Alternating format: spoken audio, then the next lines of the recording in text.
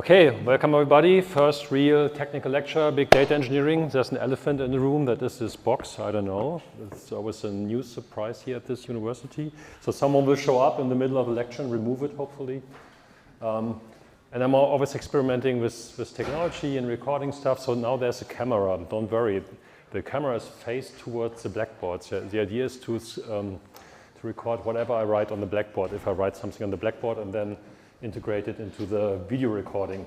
So if you pass by the camera like that, you're in the camera, but it will not be shown anyways. I will post-product, I will edit the stuff anyways, and yeah, so if you go through the view of the camera, I will edit you out, don't worry. Yeah? But it's recording audio and video, so don't complain too much about your professor when you're sitting close to the camera.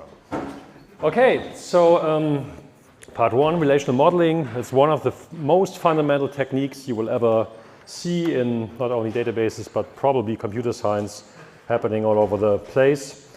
Again, this is the core structure of these 2 week blocks I promised you. So we will look at a concrete application, IMDb or Rotten Tomatoes is another variant of that. Then we second look at the data management and analysis issues behind that. Then we talk about the basics to be able to solve these problems in terms of slides, also a little bit of Python, not so much Python today, but so it depends on the topic a bit, whether there's less or more Python. So initially we focus a bit more on concepts, and then finally we transfer the stuff back to the concrete application, transfer the concepts back to the application. So IMDb is our application. IMDb is the Internet Movie Database. Here's the web link. It's basically a collection of metadata, not the movies themselves, not like Netflix or Amazon Prime or whatnot, not the actual movies. It's data about the movies, the actors, the directors and stuff. All of that data is collected and can be inspected through that web page. It was founded in 1990. And as of today, there are like 23 million titles. It's not only movies, there's also TV series and stuff. There's a lot of data, actually. Yeah, when you look at the web page, it's something like that. So, so who has visited that web page at least once? Okay, some of you. What about Rotten Tomatoes? Similar thing. Who has visited that one? More or less the same number of hands. Yeah, here basically it's a search engine for movies if you want. So if you search for a particular movie, for instance, Fifth Element is an awesome movie. Then you get data about the movie, you get a preview about the movie. But there's also a lot of metadata. So if I click here, I see on one part there's the movie trailer or a snippet from the movie. There are also likes and hearts and stuff like that. But then there are these tiny information pieces. Yeah, there's a piece of information saying, oh, that's Luc Besson. Yeah? Or there's the script was written by Luc Besson, Robert Mark Kamen, and there, maybe I'll switch to English, it's still in German. English, United States. Here we go.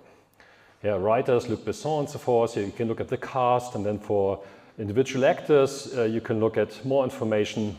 And then, of course, you see photos from the actor. You also see what other movies or TV series they played in, credits, and so forth and so forth. So it's tiny information pieces that are somehow connected, that are somehow linked. Yeah, so there's a movie, Fifth Element, and that is linked to somehow to the actors participating in that movie. And that's then displayed on the web page. And of course, it would be easy to create zillions and gazillions of these web pages with the precise information. So have a bunch of web editors, web designers that do nothing but, oh, we create a web page for that movie and another web page for that movie. And whenever an actor plays in another, starts with a new movie, we also edit the actor's web page and so forth and so forth. That would be one viable way of doing it. Of course, it would be completely stupid. Yeah? That's not how it is done. So what actually happens here is, so there are 2 sources of information that are being merged on such a web page. One is the layout, the colors, the formatting and everything. And the other is the actual data snippets, the data items that come from somewhere. And this lecture is about those data snippets for the moment. We will later also look at how to merge these items and which tools are available for that. So in this lecture, we will also look at a very powerful technology that's called Django, allowing you a website like that, exactly like that. But before we go there, we first have to understand, okay, so we have these data items, these tiny information pieces. Where do they come from? How do I manage them? And what are the principal problems involved in managing this kind of stuff?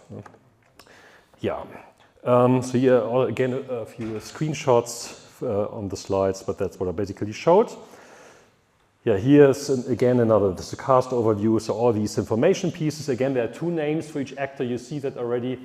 There's actually the name of the actor, Bruce Willis, and then the name of the role the actor is playing. And it looks like one actor, one role, but that already doesn't have to be like that. We will see there are cases where there's one actor in one movie playing multiple roles. That could also happen. Yeah, so let's look at the data management and analysis issues behind that. So question one is, how is the data on films, actors, directors, etc., modeled and stored in IMDb? And the second question is, how are links between these data items modeled and stored in IMDb? And you already see the term model, and you might have bumped into that multiple times throughout your study programs. So in computer science and all related disciplines, it's really important to whatever we do, we first think about some sort of model. We don't think about, we program something, yeah? No, yeah? If you have this reflex or this muscle there's a problem, you program something, that's fine, but that's not computer science. It's programming or hacking or what's now called vibe coding. Yeah? So in computer science, the difference is really we come up with models, we come up with concepts, we design these fantasy worlds, yeah? like a kind of a Minecraft virtual world in our heads. And once we're happy with that virtual world, with a concept, with a model, we start translating it into programs. Yeah? So we have to talk a lot about these different models and concepts first. Yeah, so this week we think about how to model this stuff, and then next week, where did I leave my pen? We think about how do we query this data actually. Yeah, that's another story then. Okay, so let's look at the basics, and there are two very important techniques, and basically these techniques are the foundation of my research area. Huh? So those are techniques that were invented end of the 60s, beginning of the 70s. Before that, people also managed data, but they used different techniques that had a lot of problems. And then with the beginning of the 70s, it was clear, we have to use this stuff, and that makes a lot of sense actually. So for every slide set, I also have this extra slide set summarizing the learning objectives. I don't go through that now, but that's for you when learning for the exam to make sure, I understand that concept. Yeah? So before the exam, you can go through this list and say, I check that, understand that, what the heck is that? Oh, I have to read about that. Yeah? That's just for you, for convenience. You will also see in these slide sets, that's a mix of a lot of examples. We show a lot of examples, and then there are intertwined a lot of more formal slides. So I don't go through each and every formal slide in this lecture. That's also for you back home when you study and repeat the material to go through the formalisms a bit more. Here and there I will show the formalisms and talk about that, but I will focus on making a lot of examples, telling a lot of stories and anecdotes and stuff like that. So this is the initial situation, and this is basically, so what we will be looking at is a snapshot of the data provided by IMDb. So all the data IMDb uses, all these tiny information snippets can be downloaded, an older version of it, and you can download different versions actually of that, not only with respect to time, but also with how these information pieces are connected. And this is one version we took from this web page. And basically what it provides you with is a bunch of tables. Tables that have a name, here like directors, and then how you read this is, the table, so the elements that you see, each row you see in such a table later on has certain attributes, and those are the attribute names. So directors have 3 attributes. Each director has 3 attributes, an ID, if I roll this back, an ID, that's that one, a first name and a last name. And for each of these attributes, say first name, you also specify the type. Varchar is just database lingo for string. If I say varchar, I mean string. It's the same thing. It's really a synonym. So you say, aha, so you create somehow information pieces of representing data of directors, and they have a certain attribute name and they have a certain type for that attribute name. And what we will now do in the following is, starting from this situation, this is not a real model I have in mind when I talk about data models. I will now step by step reverse engineer that into a real, into a working, into a correct model. And that is what the following 10 slides or more is about. So what we see is, so it's a simplified version. Actually, there are more tables in the data model. So we only have 7 tables. Again, that's what I just explained. So the table name is a header, left column attribute name, right column attribute type. Then you have these arrows pointing here. For instance, director genres to directors, there's an arrow. And that, here it's depicted again. And that means that somehow these things are connected, and they are connected by an ID. So what you have here as a director ID points to the ID here. Basically, you will see that the entries here, if the director ID is set to 42, that is a reference to an entry with 42 here. So basically, you use that to simulate pointers in a way, or links. Equality of these IDs means, aha, they are connected somehow. And that is what these arrows imply. Don't worry, we will go in much more detail about these links later on. Just for the moment, if you wonder, there's always these underscore ID thing. Here it's the same thing. Director underscore ID points to the ID here. If you have 42 here in an element of that table, in a row of that table, that points to the 42 here and so forth. That's what this notation is about. But that's just what we find here on that web page. Yeah, here's some more details about that. So how this data was generated and where you can download it. You can, so if you go to this website, you get a slightly different version with more data, a more recent snapshot, and so forth and so forth. But don't get confused. That's not the version we're using in this lecture. I use a simplified version I showed above as the 7 tables. So here's the semantics. So what do these tables actually mean? So there is something like directors. Well, directors, that's directors. The people that direct a movie or TV series. Then there's movies, and then there's actors, and there's roles. Then there is directors underscore genres. Those are genres you will assign to directors. So director may work on action movies, on thriller, romantic, or stuff like that. That is where this information is recorded. Then there's movies directors. That somehow represents the information which director makes which movie, or which movie is made, produced by which director or directors. Because there are movies that are produced, that are created by multiple directors, of course. And finally, this table represents the genres assigned to movies. So not only do you assign genres to directors, like above, but that's this one. You also assign genres to movies. A movie can be horror, science fiction, action, and whatnot. Those are the semantics of those tables.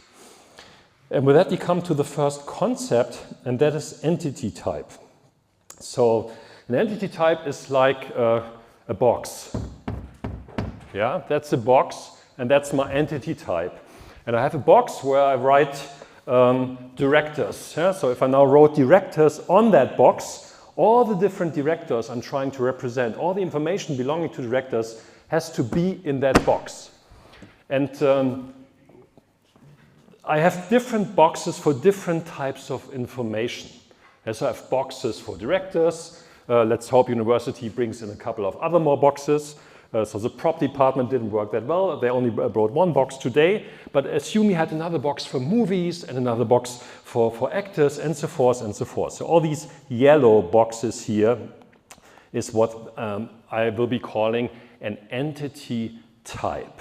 Entity types describe, in object-oriented terminology, the class of entities. Yeah? So if you think along the lines of object orientation, there are classes and objects. The class describes a type, yeah? Or the attributes with their domains, and then you create instances from that class. Those instances are called objects. Here it's the same thing.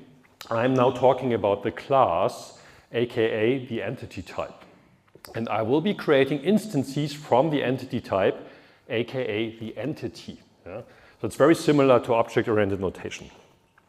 If I write that down in a diagram, it's a rectangle. The color really doesn't matter. Yeah? Just a rectangle with a name in it.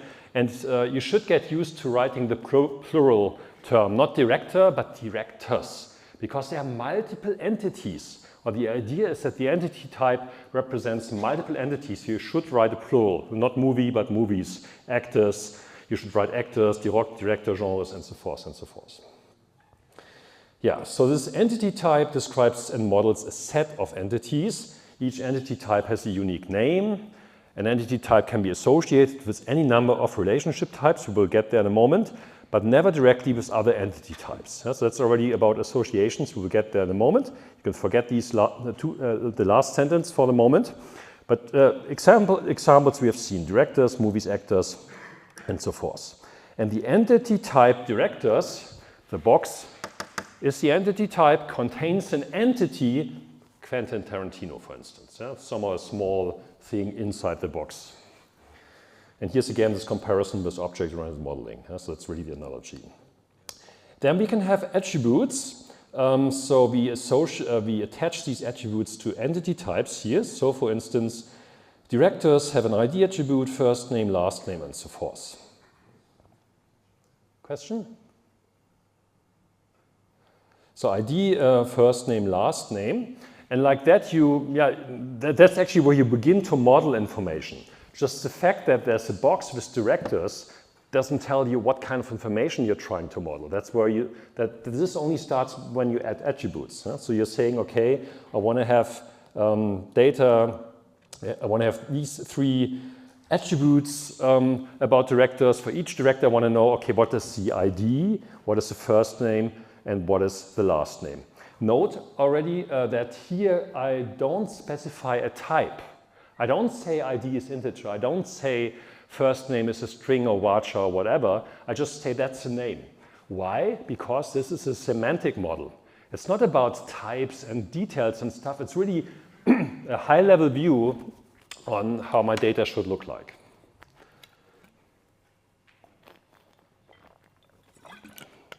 And you do the same thing for the other entity types like actors, movies, and so forth. Yeah? Notation is ellipsis. Color doesn't matter again. Just the form factor has to be that. Yeah, so that's what I said. And then there's this, we have to introduce some terminology here, and one term is domain. Domain and attribute values. So a domain, from my understanding, is a set of atomic values. These values must not be structured in the sense of it's not further divisible. The domains are notated with a capital D. For instance, integer is a valid domain. Then you would say, okay, what's the difference to a type? There's no real difference. It's the same thing for the moment for you. It's database. It's like database-specific terminology which diverges a bit from standard computer science terminology or terminology you find in other fields like in compiler construction or stuff. Yeah, domain is just a fancy word for a type or a value range. That's why I write it like that here, aka value range or type. So an attribute value is a concrete instance of the attribute's domain. So if the entity type, for instance, is lecture, and you have an attribute duration, then the attribute is named duration, but if the type was specified at some point to be an integer, it is an instance of that specific domain. So domains will become important later on. For the moment, for entity relationship modeling, you don't need them. You don't them, you don't write them down in the model. However, it's important to mention it already because the term appears all over the place. So now we have entity types, we want to have relationship types. And relationship types, are about relations. They connect entity types somehow. Here in the example, for instance, directors make movies. Or actors play in movies. Yeah? So they provide the connections between these entity types. And they typically express, so in this example, they express that two entity types are connected to each other. The notation is a diamond, color doesn't matter, reading direction is sometimes not clear, so you should try to write your diagrams in a way that you can read it from left to right. Yeah, so here it works in one case, but not the other. Directors make movies. Movies play in actors, well, not really. Yeah, so there it's opposed, the reading direction. Sometimes it's ambiguous and you have to be careful, but I advise you try to write it in a way that you can read it from left to right and from top to down, makes your life much easier. Yeah, directors make movies, actors play in movies. Yeah, I think we can. Yeah, and then the final, not the final, there are some more, but another important concept is keys or key attributes. They uniquely identify the entity type's entities. So the idea here is, if you have a box and you put in the box certain directors and you only model attributes first name and last name, it may happen that you have two directors that have the same first and last name. A German common name, for instance, is whatever, Peter Müller, or Peter Schmidt or something like that. So as soon as you have two Peter Schmidts, different persons, but you want to represent them in the box, you're in trouble. You can't differentiate between these two instances, which is a problem because all of a sudden all movies made by the one Peter Müller would later on also be associated with the movies made by the other Peter Müller. You want to differentiate the two. The same, for instance, in a student database, if two of you have the same name, you want to make sure they still have a different immatriculation number. I mean, if both of you study computer science, it would make your life much easier because you only have to do each lecture once and it's built to both of the lectures. But if one of you screws up and fails in 3 exams, these kind of things. So you have to be careful with that. And you do that by adding another attribute which is called the ID, which is the key attribute. So now, rather than having, for instance, if you write it in a tuple notation later on, if you have Peter Müller, for instance, you have two of them, two tuples, representing different persons. Well, you can't differentiate those persons just based on the attributes. And what you want to do is you want to be able to differentiate those two information items just based on the attributes. So you add an ID that must be different for both entries. Say here you say 42 and here you say 43. So now the data differs and you can differentiate the data items. And the idea of keys in an entity relationship model is just by looking at the key attributes, you are able to identify an item in that box. Just by saying, hey, what is 42? You get the first Peter Müller. Just by specifying 43, then you get the second Peter Müller. So this ID attribute here is enough to identify my data items in the box. That's a key trick here. The key trick actually works. And the same for movies. So you give each movie an ID. All these IDs are pairwise different. Each and every movie has a different ID. And that allows you to identify movies much more easily than just by looking at names and years and rank and stuff like that. So that's the idea of a key. So keys are a subset of the attributes of an entity type. It can be all of the attributes. It's also called the key attributes that uniquely identify each entity of the entity type by these attributes. The subset is marked by underlining. That means it could also happen that not only one attribute is underlined, but multiple. That's called a composed key or compound key. So you could say, okay, my key is not only ID, but also name. Yeah? So both attributes together form the key, which means you would have to specify ID and name to identify anything in that box. Yeah? That's also possible. But what's important here is this stuff, minimality of keys. So if you can reduce a subset of attributes and still conceptually identify all entities with it, then the current subset doesn't form a key, i.e. we reduce a subset of attributes. So if you go back to this example, maybe that's a good idea. So if I said,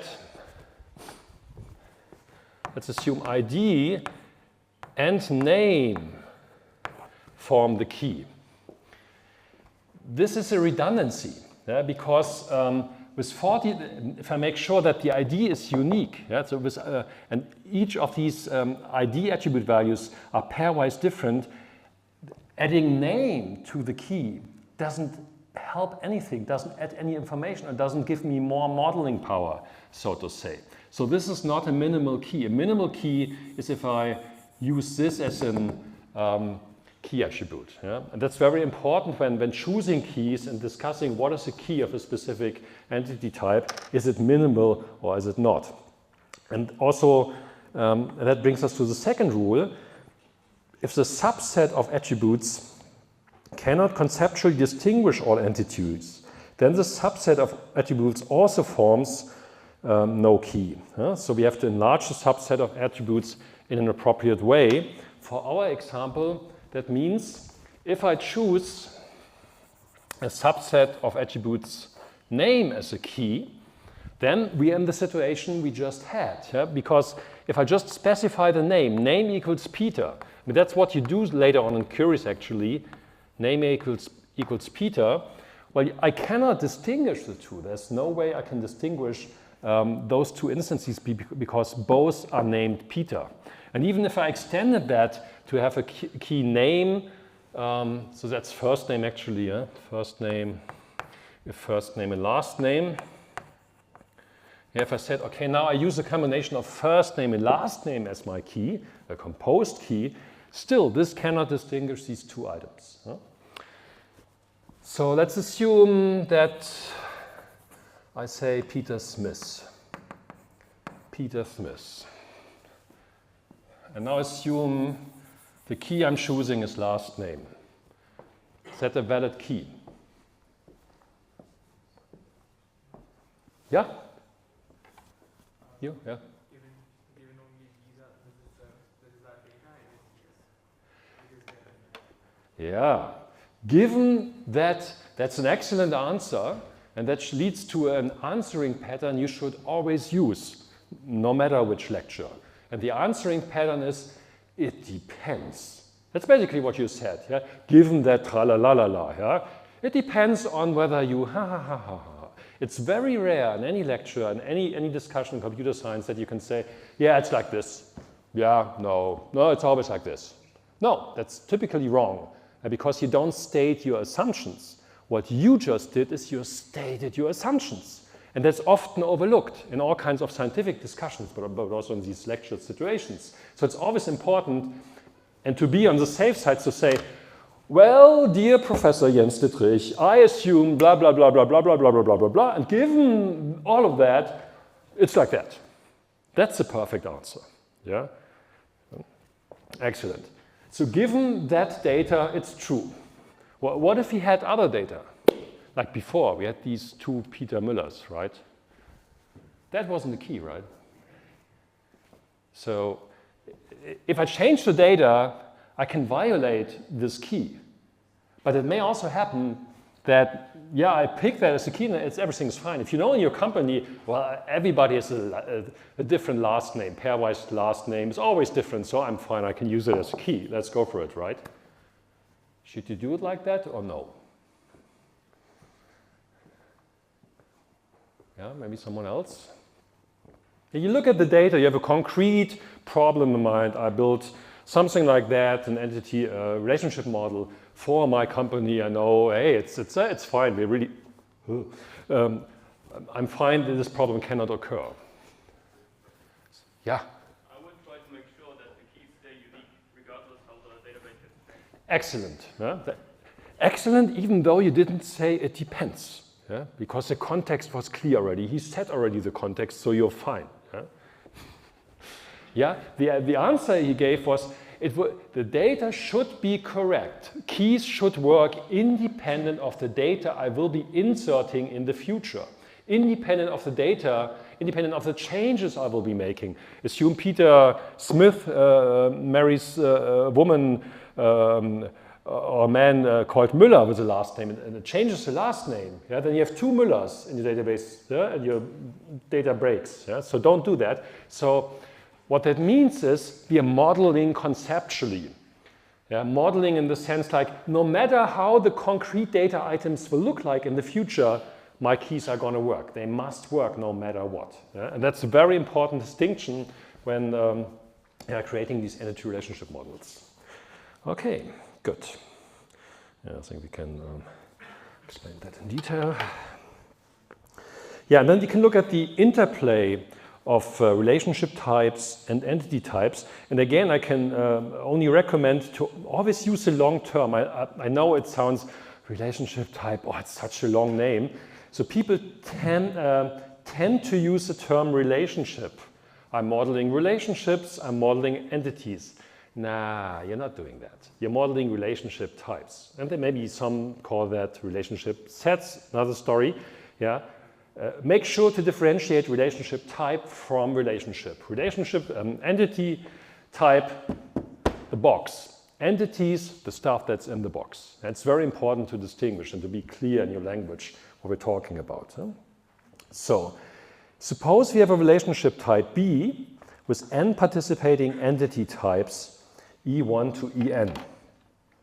B has attribute, oh, no, I need the third pair of glasses. B has these attributes. Yeah, so we see it here. So the relationship type may have attributes. Yeah? And we have these n participating entity types here on the left side. Okay. So then we can interpret the entity types as domains in a way. Yeah? I mean, if you think about it, an integer type or domain is a collection of integer values. You see that in programming languages, if it's not Python, there's a limited number of these elements in an integer domain typically. And the same I'm doing here. I'm saying, okay, there's a couple of directors, there's a couple of elements in that box, and now I interpret the entire thing as a domain. And when I do that, I can basically use a notation as follows. I can say, okay, any relationship B can be written as a tuple from the cross product of those domains. Yeah, so my domains are the entity types plus the domains of the attributes of that relationship type B, yeah, and then I draw an element, a tuple from the cross product of those elements. And that's basically how you can express a relationship type. So let's make an example. So this is an n-ary relationship type with entity types as domains. So this is the domain interpretation. I will in a moment also present a different interpretation. This is a domain interpretation. And n is 4 in this case. So I have 4 entity types. So I have links to 4 of these entity types from the relation. There's one attribute only for simplicity. And I have 5 instances, 5 relationships in the box, so to say. And then basically I can use a tabular representation of that, where there's one row for each relationship. One row with the concrete elements from the domains that are assigned to these attributes. Yeah? And then you see, okay, if you look at the first row, for instance, so the first row has, in this domain, it picks E14. Yeah? In this domain, it picks E28, and E31, E39, and so forth. Yeah? So the index in the superscript reflects the number or the index of the element in that specific domain. And all of them are somehow different. Yeah? So you see here, this is 8, 6, 2, 9, and so forth, and so forth. And then there's also a value for this attribute you're using here. Yeah, that's one way to see such a relationship. However, you rarely see this in practice. What's typically done is that you replace that with something like with the keys that are being used. So this is what I showed above, this definition where I take a tuple from the cross product of those domains. But what is much easier to read in the following examples is if I don't take these elements here, but I take the keys of those elements. Let's look at an example, then it gets clear. So here I'm saying, okay, I don't denote the actual entity with a notation small e superscript subscript, which is super hard to read, but I'm just denoting here the key of that specific entity. So if the entity has a key, yeah, like some ID attribute here, yeah, I basically repeat the key here. Yeah? So this for is saying, aha, so in entity type 1, I'm referring to the entity that has the ID attribute set to 4. Yeah, so I'm making a referral, a reference to the key in the entity type. If Quentin Tarantino is in the box and has an ID attribute of 42, it must be 42 of course, then I can express a relationship by just writing 42 here. If I write 42, I would be referring Quentin Tarantino in that relationship. And that's basically how you stitch these information items together by saying, okay, I refer to 42 there, 17 there, 18 there, 9 there, and well, there's another attribute which is D or whatever. Yeah, that's how you stitch those data items together by referring their keys in the corresponding or in the participating entity types. Yeah, and with that, there's another important term that's called functionally determined. So now suppose we have a relationship type B, again, it's a cross product over the participating entity types. And furthermore, assume that there's a specific notation that is called the Chen notation. And with that, you can write a 1 here. This 1 means that everybody else determines this instance or this entity in this entity type. So formally, if in both relationships B1 and B2, all entities of entity types E1 through En except Ei are equal, then this implies that Ei and Ei prime are equal. Yeah? I think it's easier to look at an example. Here's an example. And maybe then we can go back to the formal explanation. So we have a relationship type B with 4 participating entity types, E1 through E4, and 5 relationships each, as before. B has no attributes of its own to make it a bit simpler. And now let's assume that in the entity relationship model, there's a 1 at E3. So in the notation, there's something like this. Yeah? Like here in this example, we write a 1, we label the edge with a 1. Then the data contradicts this. So what actually must hold now is if E1 is a specific value and E2 is a specific value and E4 is a specific value, all of those combined, those values lead to a specific value in E3. Yeah, they map to one specific value. That is what this functional determined expresses. So if there's a 1, an 8, and a 9, there is a 1. That is functionally determined. However, you see in this data, there's another entry here. Yeah? There's a second entry. They all have the same attribute values in E1, E2, and E4. However, we have 2 different values in E3. This is not allowed in this situation. There can only be one entry with 1, 8, and 9 in this example, but there must not be a second one because that contradicts this property here. So the way to read that is you take everything else, yeah, except the entity type where there is a 1, and then that must determine the entry of E1. So in a way you could say the entry here is not independent. The entry here is a function of everybody else. in a way. Yeah? That's the way to interpret that. In contrast, in this example, here we assume there's a 1 written at E2. Yeah? So this is supposed to be functionally determined, and that's fine. Why is that fine? Because here there's a 7. That's okay. Yeah? So that makes it different from this entry above here. So if this were a 1, that would violate that, but it's a 2, then it's okay. Yeah? And in the strict sense, we would say, even because this is the same thing, you could argue and make the case for actually it's not violating that in a way because we have a double entry for that. Yeah? But then there's another property we will see in a moment. This is not a set anymore. If you have 2 entries, 1819 and 1819, yeah, then you have a duplicate. And strictly speaking, in a set, you don't have duplicates, so that wouldn't work either. Okay.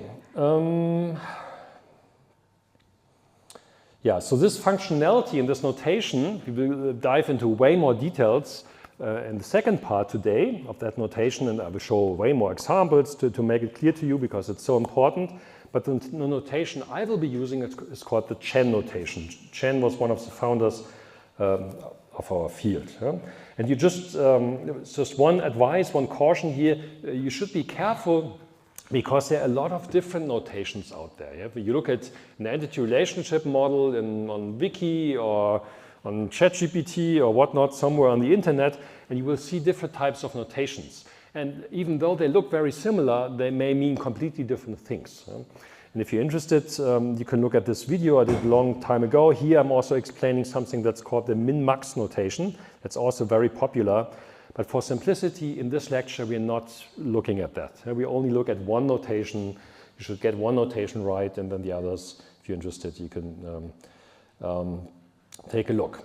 So now we talked about the one functionally determined in an ER diagram, and I means the entities of this entity type are functionally determined by other entity types. But if that is not the case, you denote it with an N or an M or any other letter. Yeah, that's a weird convention that was introduced with ERMs, with entity relationship models.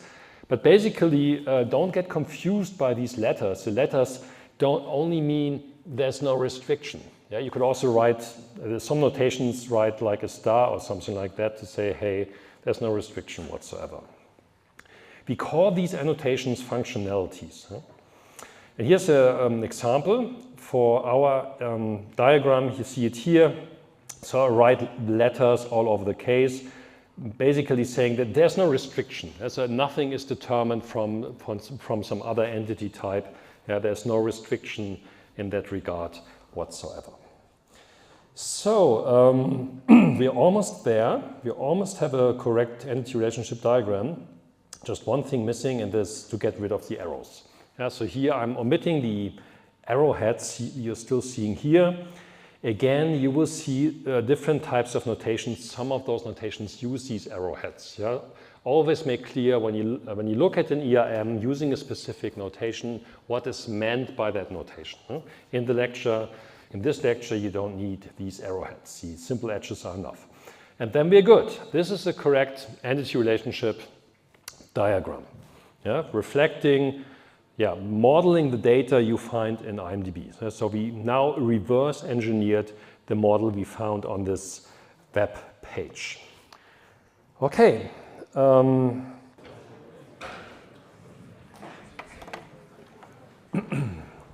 So we ended up with a correct entity relationship diagram here. Now we look at a couple of more examples. So there are different types of these relationships. Relationship meaning, so we have a relationship type, like here own, and then, okay, the question is what do you write here and what do you write here?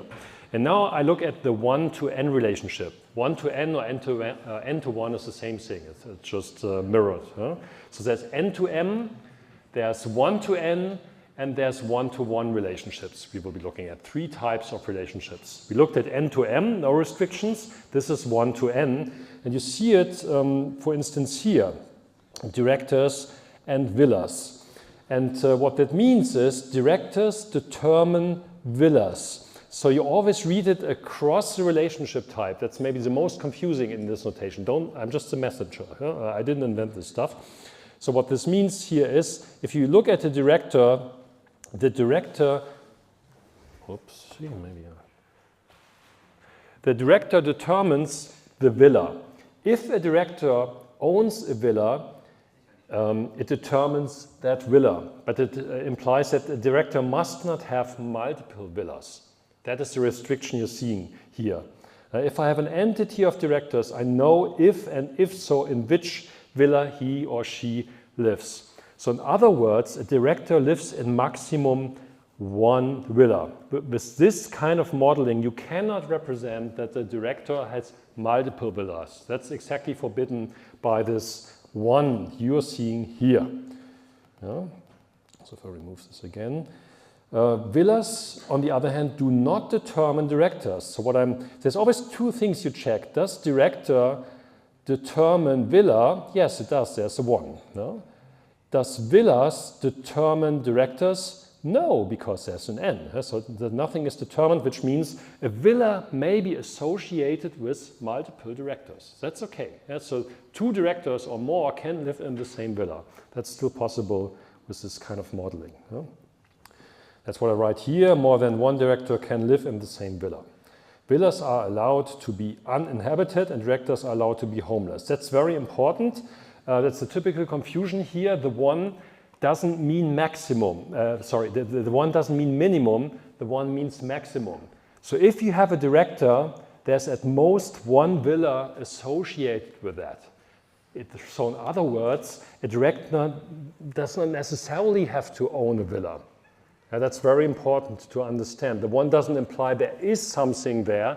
It just says at most there is one villa, when there's a one. That's very important in this kind of notation.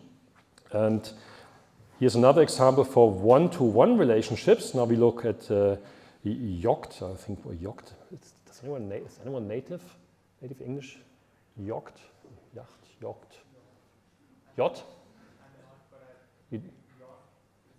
Yacht or yacht? Yacht. Let's settle on yacht. So some big, nice boat, right? And so the director owns a yacht, and you read it as, does the director determine yacht?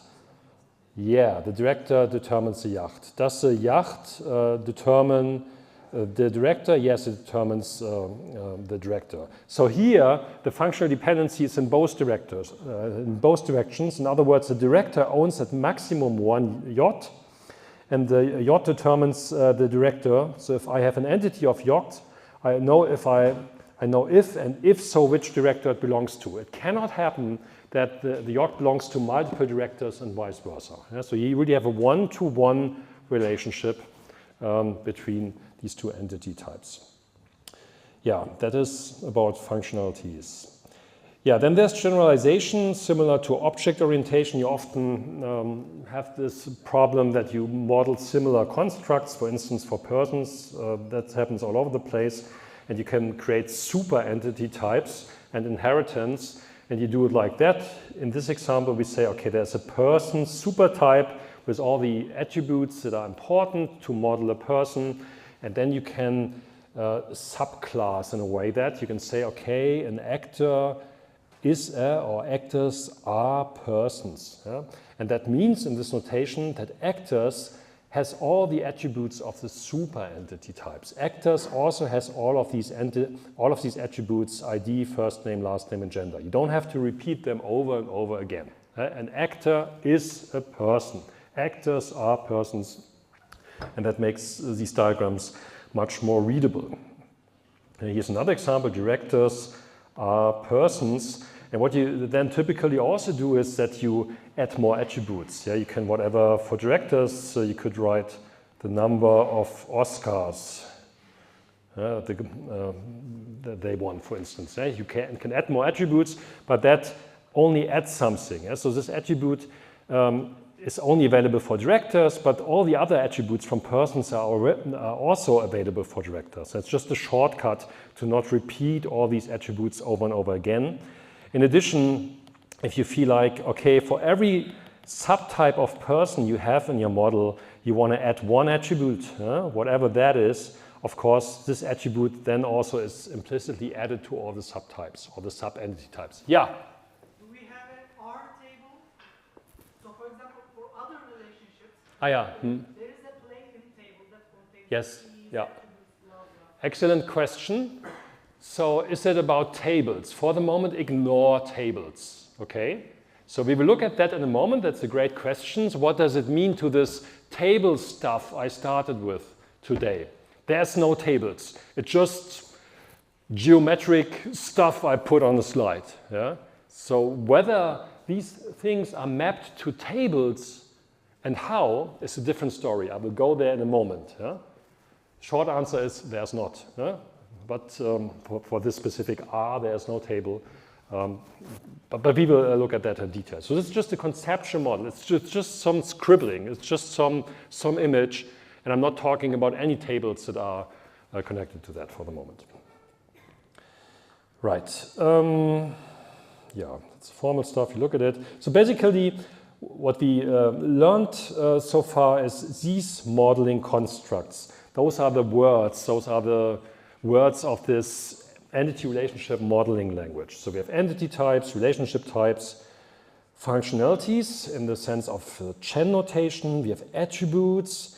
We have attributes that are underlined. That means it's a key. And we have this inheritance symbol. That's all we need, and we don't introduce any more symbols here. Colors don't matter. Yeah. So a formal definition of such an entity relationship model is you can say it's a tuple formed by a set of entity types, a set of relationship types, a set of inheritances, then the attributes associated, and the relationship types and their functionalities. Those are the 5 elements, and that is in the entire entity relationship model. And that brings me to the second type of modeling. Yeah, so there are 2 important types of modeling in databases. One is entity relationship model, and the other is the relational model. They sound very similar. In fact, they are very similar. But entity relationship modeling is considered a visual tool. Yeah? So basically, what we learn in a moment is you start scribbling, yeah? You really draw something like that. There are tons of tools out there that assist you in that. You can do it on a computer, you can do it on a piece of paper. You use entity relationship modeling not to write down brackets and math notation. You use this tool as a visual modeling tool to discuss it with your peers, to discuss it with clients. Hey, is that what you want to model? Is that, am I right? And so forth. That's the first thing you do. And once you are there, once you believe, yeah, I'm done, you're never done, there's always something missing, but you're happy and believe you can go the next steps. The next step is we translate it to a second model. Yeah? So, I mean, there are these sayings that say computer science is just a series of translations, transpilations, compilations from one language to another. I mean, that's what you do when you have C++. C++ is translated to an intermediate language, eventually it's translated to LLVM, maybe it's translated to machine code. There's this series of translations, and we do the same here. So this one language, ERM, is going to be translated into another language, and that second language is called the relational model. Yeah? We will look at that now. So we first look at the model, and then we look at how to translate entity relationship model to the entity relationship model to the relational model. So the relational model is actually super simple, and the 2 variants of that. And the central term here is the relation. A relation R consists of an unnamed relational schema and an instance R. The concrete types and numbers of domains are called the unnamed relational schema, and the attributes do not have names. So basically, what that says is you have a couple of domains. Yeah? Like in the example before, we had integer, we had for the professors, yeah? when I talked about entity relationship modeling. Where was that? Or here, persons. Yeah. So here we don't write down the domains. But if I did, I would write for ID integer, for first name string, last name string, for gender, I don't know, character. And now what I'm saying is, in the simplest form of the relational model, I don't care about attribute names. I just write down something like this. I would just write down integer domain times whatever, string domain types string domain types character domain or something like that. And then I say, okay, I take a subset of that. So of all the possible combinations of this four-dimensional space I'm creating a subset of the elements that exist there. And that subset is called the instance of that relation. Sounds very abstract, and in fact it is, and it's not very handleable, it's not very useful. So therefore we directly jump to a second version of that, and that's called the named relational schema. So relation defines a schema only along its domains, so what I explained before, but that's not very useful. We want to have attribute names. We want to know what the attributes are. So if we jump into the example directly, we want to have something like this. We want to have, I have an ID attribute, and it's of type int. I have a name of type varchar, aka string, and so forth and so forth. And again, you can go back to this super wide definition and saying, yeah, of all the possible combinations of these elements I'm drawing from these domains, whatever I represent in such a relation is just a subset. This is an insanely big space. All possible integers, all possible strings, let's assume they're finite string, hopefully, times all other possible strings, times all characters. This is an insane, very open way of modeling it.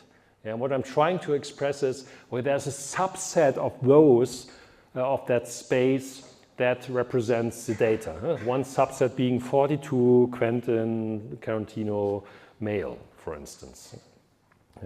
So I will stick with this named variant. And that's also what you find, for instance, in the German database book by Alfons Kemper. That's the same notation I'm using here. So that's how we denote it in the lecture. So a schema is exactly that. So a relational schema is notated as a sequence.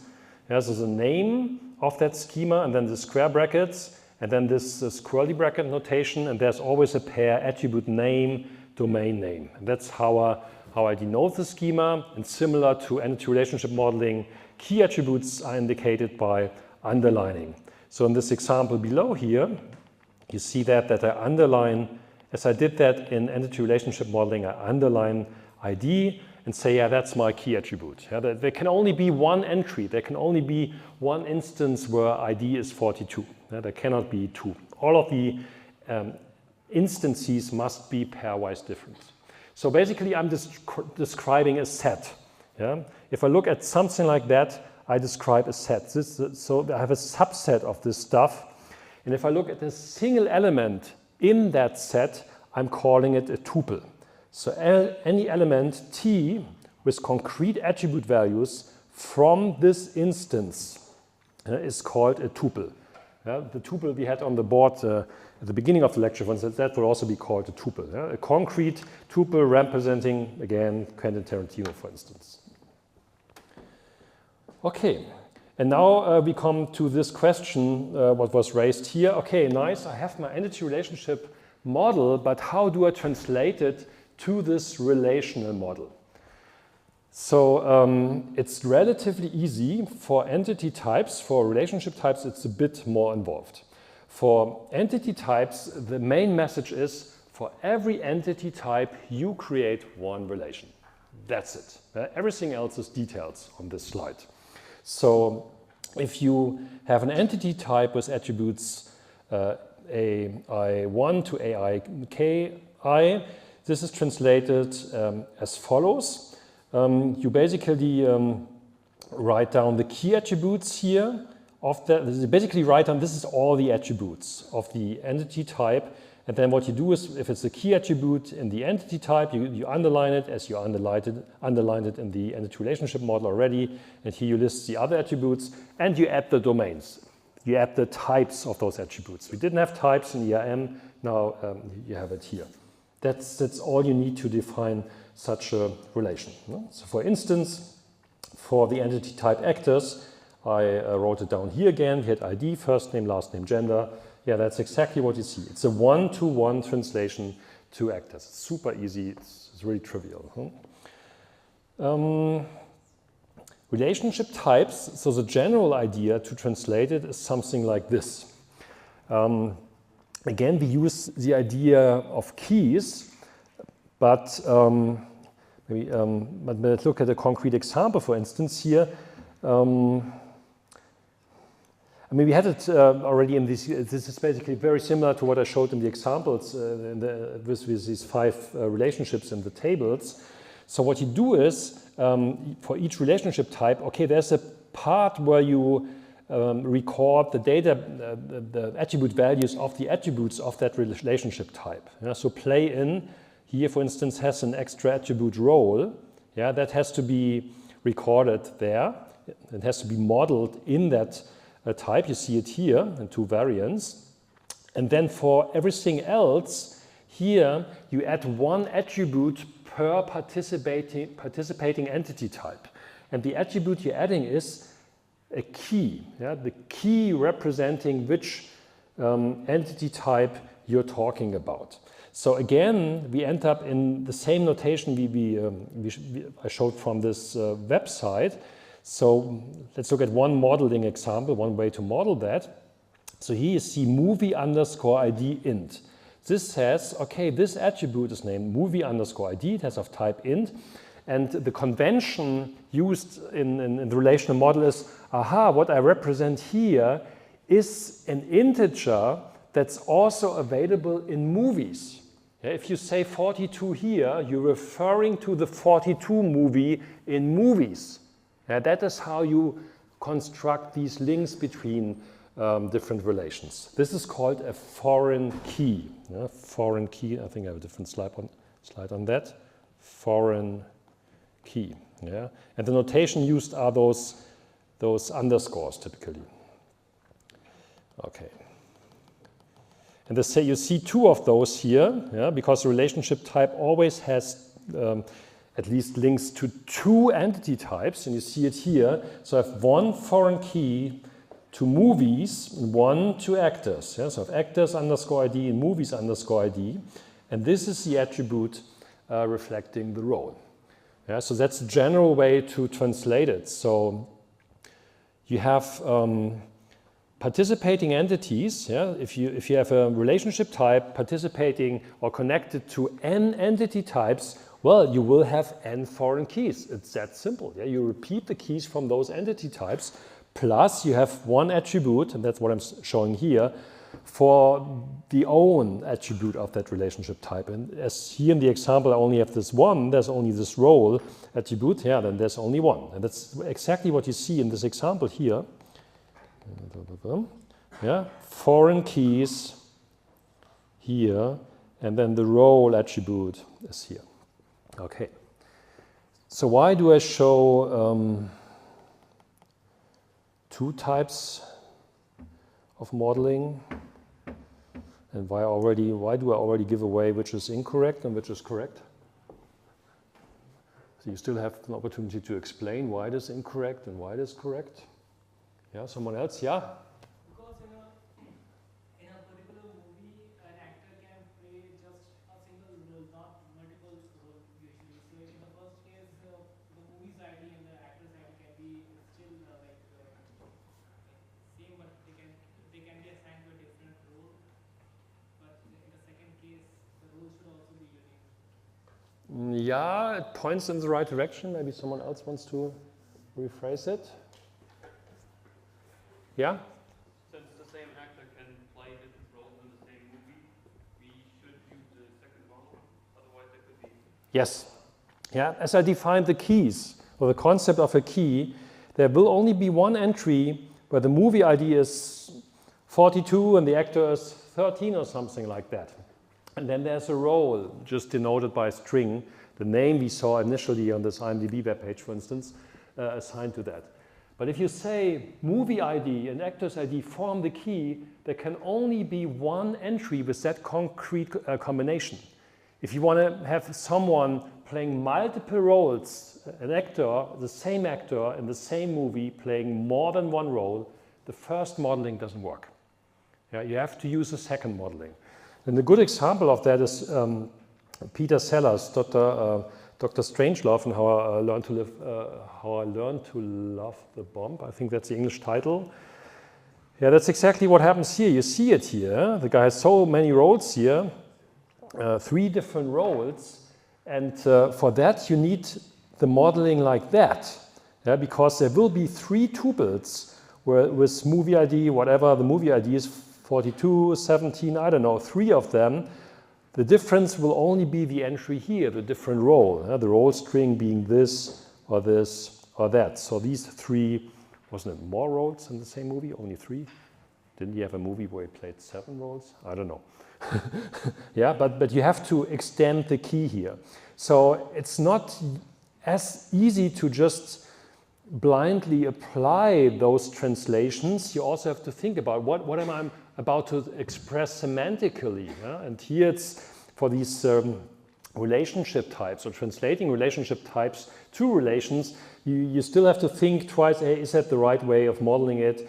What is the right key for this relation I'm about to create? Yeah, that's very important. Okay, so here's a formal definition of a foreign key, again, for you to study back home. Again, basically, the notation we use is something like this. Yeah?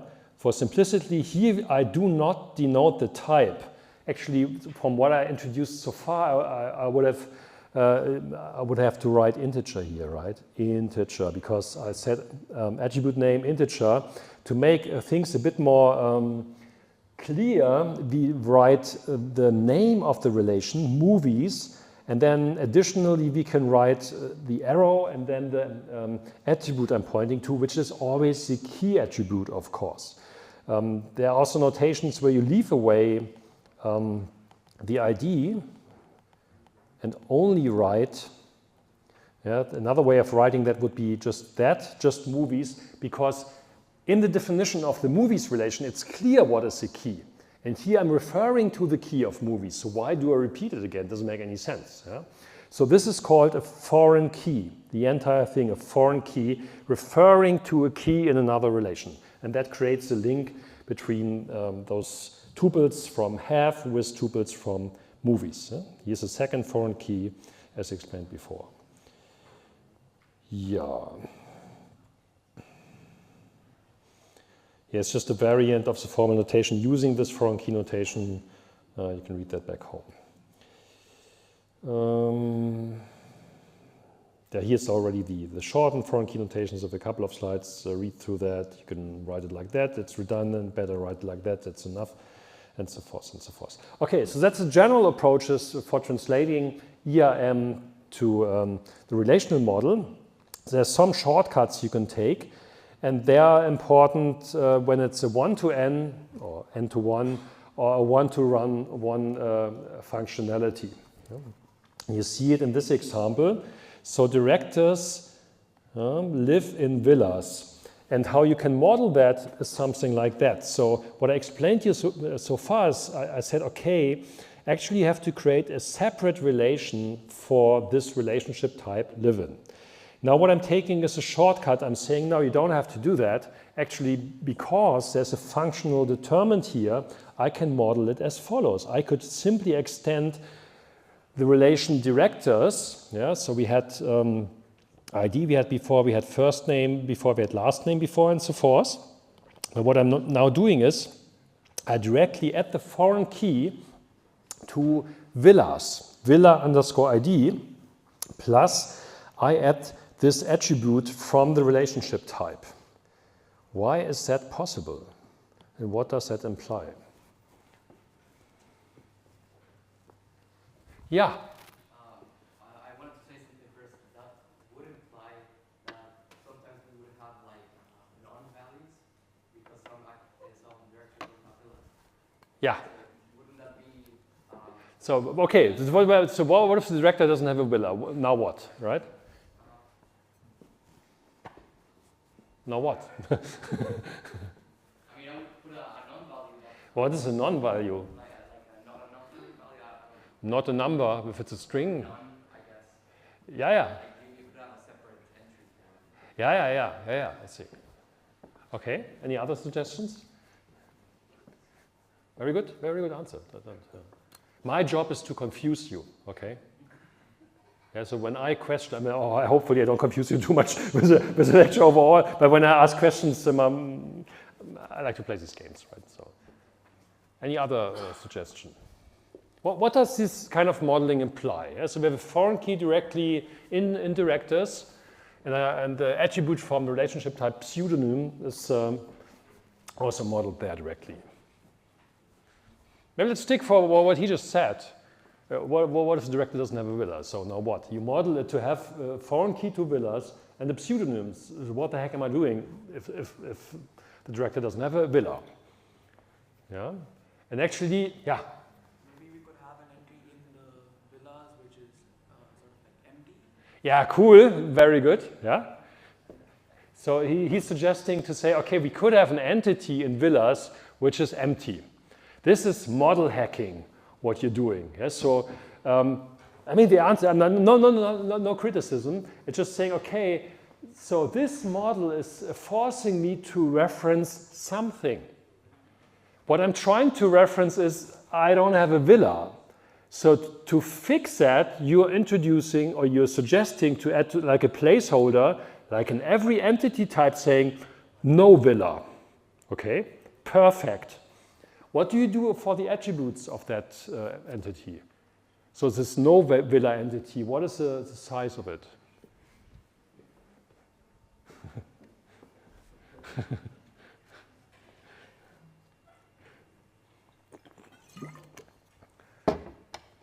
Yeah, right, weird, right? So this is why so you were calling it none, yeah? So that's the Python meaning it's not assigned, you have a variable equals none or something like that. Yeah, you can do that in Python directly, a equals none, and that means it's not assigned. Yeah? It's not even typed. And in the database world, in the context of this lecture, this is called a null value. Yeah? Meaning this is a placeholder for it's not assigned. It's maybe a placeholder for many things, yeah? But typically it translates to not assigned, or in other words, the better translation is, I don't know. Or another translation, and that's basically, I hacked the data model. I hacked the data model. Yeah?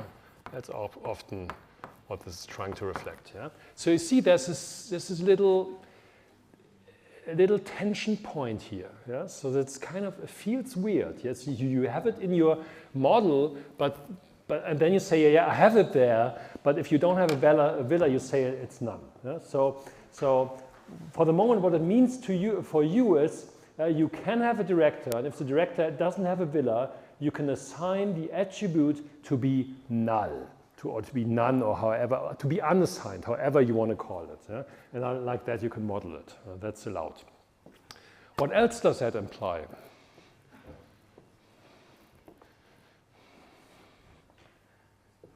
Or why am I allowed to do it like that anyway?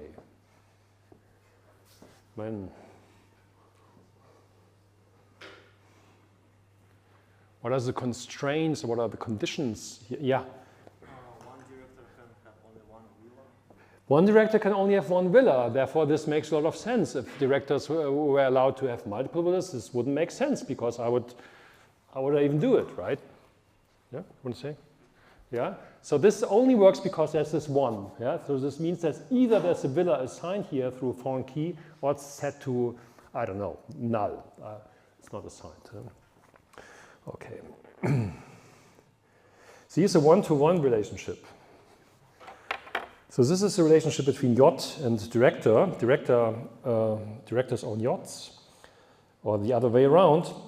I can use one of those models. Here I have the choice to either use the modeling on top. Here I extend directors to have a foreign key to yachts, or I could extend yachts to have a foreign key to directors here. One of these are possible.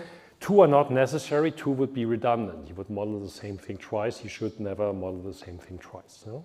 So those are the two possibilities you have. But in either case, you don't have to create a separate relation for own. Same here, you don't have to create a separate relation for live-in your relational model. That's not necessary. Oopsie. Okay.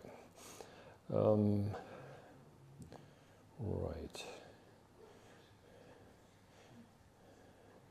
So maybe a little bit, we have 5 minutes to talk about that. Again, getting back to this one. So assume you extended villas in this example and not directors. What would happen? How would you represent that kind of information? So villas has ID and size, right?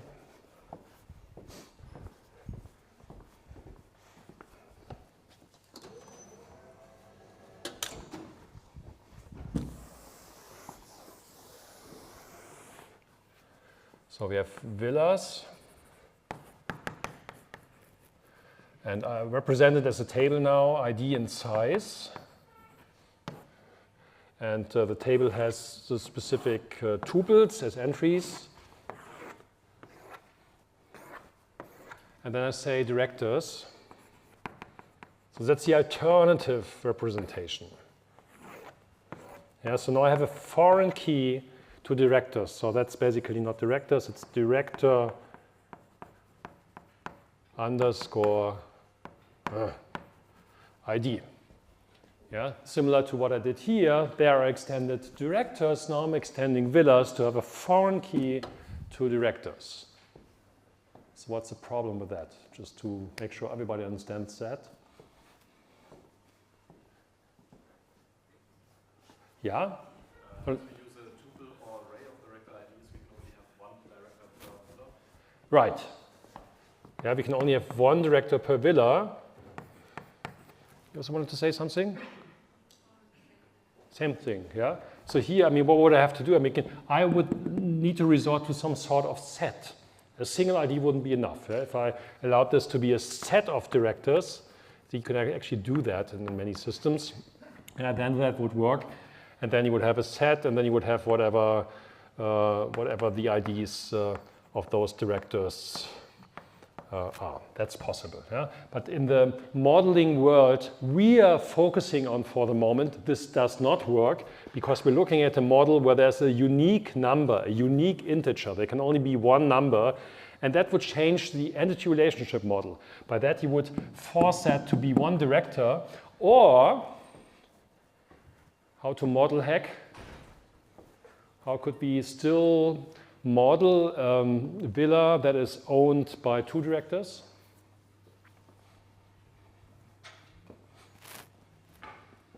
Yeah? Can we assume how many digits the ID has? How many digits? Like, for example, if it's always a 2-digit number, it can be a 3- or 4-digit number, so then I would just append. Wow, very good. That's real hacking. I love that. Okay. Not that much hacking, okay? It's a bit overdoing it, but great idea, yeah? So you can encode it somehow in the ID, you're saying. Yeah, that's one way, okay? Who wasn't yet? Maybe you, yeah? We can add one more villa with same ID, size, and another director. Great. 42, 72, and then the other director, whatever, 70. That's what you're saying? What's the problem with that one? Yeah. You have two entries with the same ID. Oopsie. That's violating the key property here of ID. That's not going to work like that. So at least you have to, I could extend it like that. So I have a composed key, yeah. Any other problems?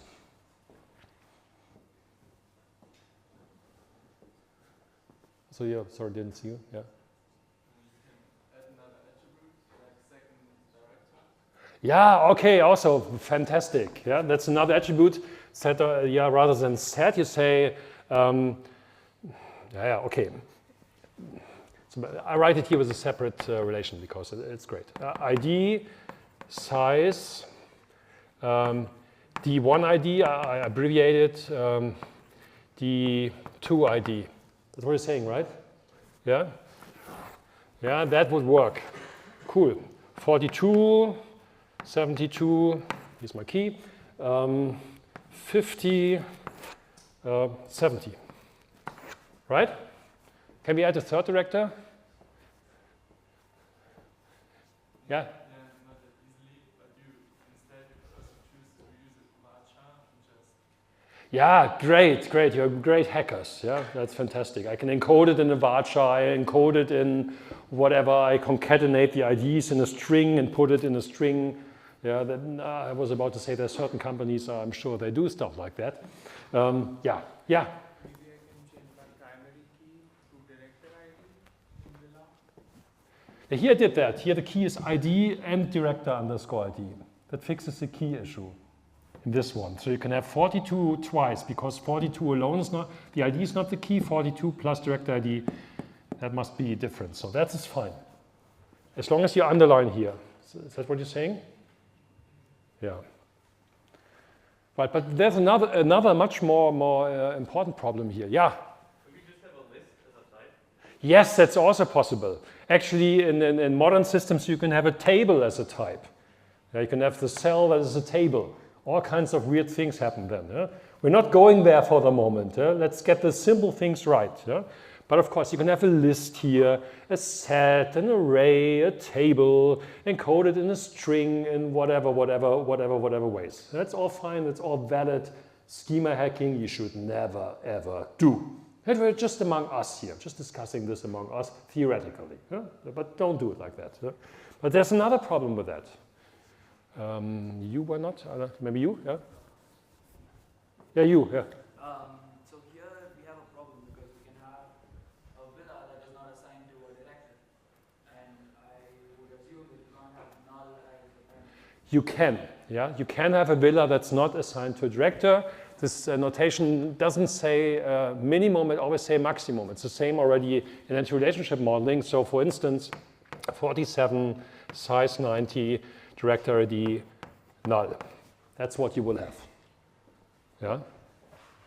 Yeah? For example, you have ID 50 as a villa, as size something, then, and it is also not assigned to any director, then it would also be null. And then would that be okay? Because of this 50? No, as in like there's two nulls. Yeah, it's the same thing. It's the same problem. It's just everything is fine. Yeah, because he is different. Yeah, this is still part of the key. 47 is different, right? Yeah? The same thing that we did a few slides back with the role. Uh-huh. Like where did we do that? So this functional determined thing and with the keys and stuff? And we added like more keys. Yes. Yeah, okay, that's what we do. We add more keys. But before going there, what is the problem? If you think about, I mean, probably you learned that in other courses. So we want to represent information only once, no matter what you do. We want to avoid redundancy. One of the important points of data modeling is to get rid of any redundancies. If the director has a specific name, say Quentin, you only want to represent that once. You only want to store it once, actually. You don't want to store it 5 different places. That's a bad thing. You don't want to have the redundancy, and the redundancy is here. Yeah. So if all of a sudden you find out, my villa is actually much bigger than that. Yeah.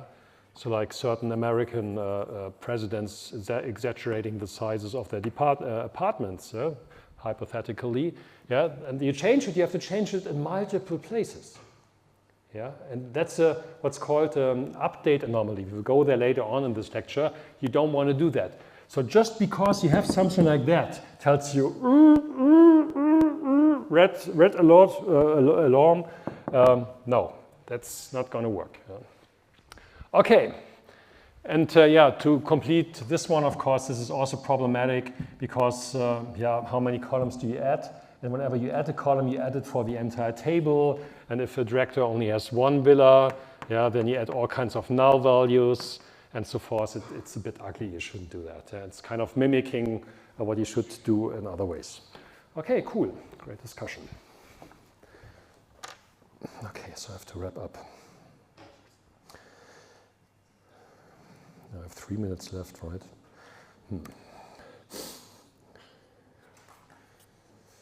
So how do we use the 3 minutes?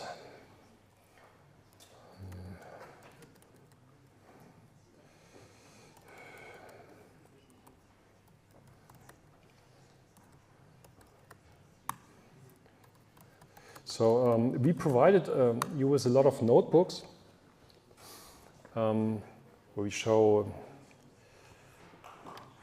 so you can download from our GitHub repository, and there's one relational model that's basically an implementation of the relational model, and it's basically a Python variant of that, and it's very close to what we use in the lecture. Yeah, you see how you can define a relation, and the relation has a certain schema, so you have attribute names, and you have these types and so forth, and then you can add tuples to that relation and so forth, and then it's represented like that. We do the same thing for the IMDb data set. So here in the example, the data is represented in the CSV files. We load it here, and then you can directly use the name of the relation as a variable name in Python, which is pretty cool. Yeah? Just say actors, and then you get a representation of the data in that relation, and so forth and so forth. So we only show 10 tuples here, skip the rest, otherwise it would get too long, and so forth and so forth. But that's basically, yeah, then you have all kinds of different visualizations of that. You can print it in a set notation as I'm doing on the slides. That's exactly what I'm using on the slides. Or if you want to use it for LaTeX, for some homework or thesis or whatever, you can use this one, and that gives you a table that you can compile with LaTeX, and so forth and so forth. Right, and that's all you need to know about the relational model in Python. So based on that, we will use this library, this relational model library, in the following lectures. Okay, so to wrap up, so we have seen various examples on IMDb, and we answered the question, how is the data on films, actors, and directors modeled and stored in IMDb through the entity relationship model and the relationship and the relational model. That is how we model this stuff. Data storage, this is a degree of freedom about which we do not have to make a decision. Yeah, so we didn't talk about this yet. We didn't talk about data storage at all. We abstract from data storage. Don't think along file systems or files or stuff like that. This is not about this. This is just a conceptual model. And one of the strong features of what you will be learning is called physical data independence. That's a very important term. We will revisit that multiple times. That means whatever we do here in terms of modeling, we can still make a decision afterwards how to represent that on a concrete machine, how to store it in files, which data structures to use, which file formats to use. It has nothing to do. This is much more high level, and I'm completely ignoring all of these concerns. And that's called physical data independence, and it's a superpower in databases. We will see later on. Yeah, question 2, how are links between these data items modeled through foreign key relationships in the relational model? Yeah? And data storage, again, don't worry, we will get there. Next week, we will look at, okay, now we have a relational model, how do we query it? So make sure for the next lecture you really understand the relational model, look at the sample data in Python to understand what's going on. Here's again a long list of literature. So there are tons of videos about ER modeling from a previous iteration of the lecture. That's different examples, different video style. I invite you to look at that. So most of them are in German. There are some basic examples in English as well. So that covers the stuff we did today. These are the chapters from the books I already recommended last time.